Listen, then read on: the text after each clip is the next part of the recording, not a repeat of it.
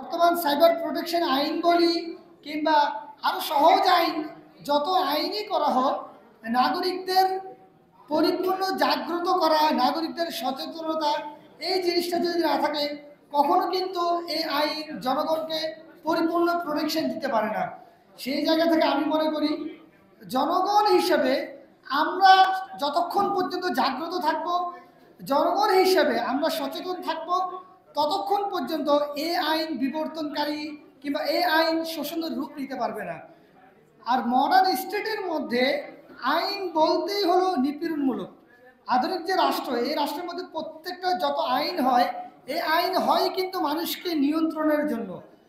কিন্তু জনগণ যখন সচেতন থাকে তখন এই আইনগুলো জনগণকে নিয়ন্ত্রণ করতে গিয়ে জনগণকে আর শোষণ করে না। জনগণ যখন সচেতন থাকে তখন এই আইনগুলো জনগণকে নিয়ন্ত্রণ না করে জনগণের জন্যই কাজ করে। আমরা যে কোনো আইন পরিপূর্ণভাবে কাজ করার জন্য সর্বপ্রথম শর্ত হচ্ছে সে দেশের সিভিল সোসাইটি থেকে শুরু করে যে সোসাইটির যে ফাংশনগুলো রয়েছে, এই ফাংশনগুলো পরিপূর্ণভাবে কাজ করা। সোসাইটির, সিভিল সোসাইটির যে ফাংশন, পলিটিক্যাল সোসাইটির যে ফাংশন, মিডিয়াগুলোর যে ফাংশন, প্রত্যেকটা রাষ্ট্রীয় যে প্রতিষ্ঠান, এই অর্গানাইজেশনগুলো পরিপূর্ণভাবে যদি ফাংশন করে তাহলে কিন্তু জনগণ একটা স্বস্তির মধ্যে থাকে। কিন্তু যদি একটা আইন হওয়ার পরে সে আইনকে কেন্দ্র করে সিভিল সোসাইটি যদি সরকারের দিকে পূর্বাচলে বাড়ি পাওয়ার জন্য কিন্তু যদি লাইন মারতে থাকে, সরকারকে তেল দিতে থাকে, মিডিয়াগুলো সরকারকে তেল দিতে থাকে, তাহলে কিন্তু আমরা দেখতে পাই এর ভিতর দিয়েই কিন্তু একটা ক্ষুদ্র ক্ষুদ্র আইন থাকুক না থাকুক, যে কোনো সরকার কিন্তু ধীরে ধীরে ফ্যাসিস্ট হয়ে ওঠে। আমরা দেখেছি আওয়ামী লীগের আমলে শেখ হাসিনা তার পাশাপাশি পুরা মিডিয়া পাড়া কীভাবে ফ্যাসিস্ট হয়ে গিয়েছিল। আমরা দেখেছি এক ধরনের সিভিল সোসাইটি তৈরি হয়েছিল যারা প্রতিনিয়ত গুম খুনের পক্ষে বৈধতা উৎপাদন করেছিল। এই জিনিসটা কিন্তু আমরা পরিপূর্ণভাবে আমরা দেখেছি। এই আইনে বলা হচ্ছে যে তারা এই আইন সবচেয়ে গুরুত্বপূর্ণ যে জিনিসটা, এই আইন আমরা গত বছর জুলাই আন্দোলনে দেখেছি যে আমাদের ইন্টারনেট ক্র্যাকডাউন করে দেওয়া হয়েছিল। এই আইন বাংলাদেশের নাগরিকদের ইন্টারনেটকে মৌলিক অধিকার হিসেবে স্বীকৃতি দিয়েছে। এটা খুবই গুরুত্বপূর্ণ বিষয়।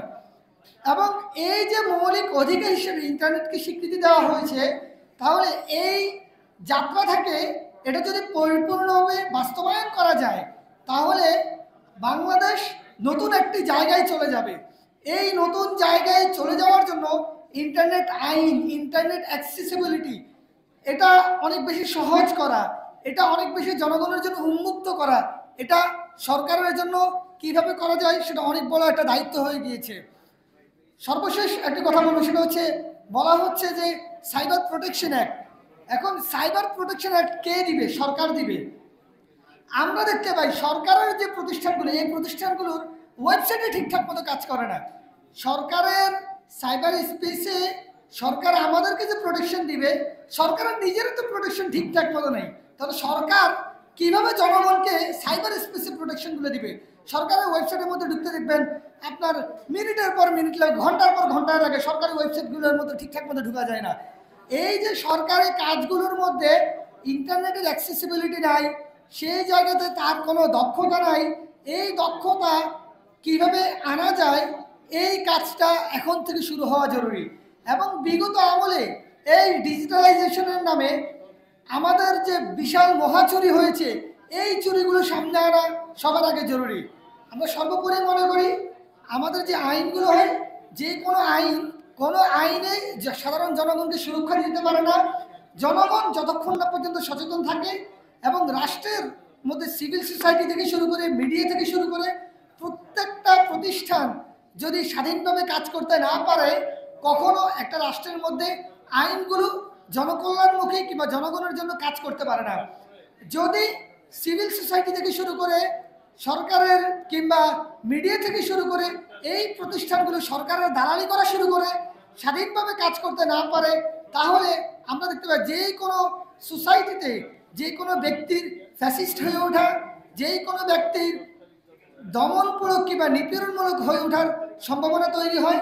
সেই সম্ভাবনা যাতে আগামী দিনে আর না তৈরি হয়, মিডিয়াগুলো যাতে স্বাধীনভাবে কাজ করতে পারে, আমরা আমাদের যে ব্যক্তিগত জায়গা থেকে আমরাও যাতে স্বাধীনভাবে এবং সচেতনভাবে সরকারের সমালোচনা করতে পারি এবং সরকারকে জবাবদিহিতার মধ্যে রাখতে পারি, সেই দায়িত্ব আমরা পালন করলে আমি মনে করি আগামী দিনে এই আইনটা আরও বেশি মানবিক হওয়া, আরও বেশি জনবান্ধব হওয়া সম্ভব।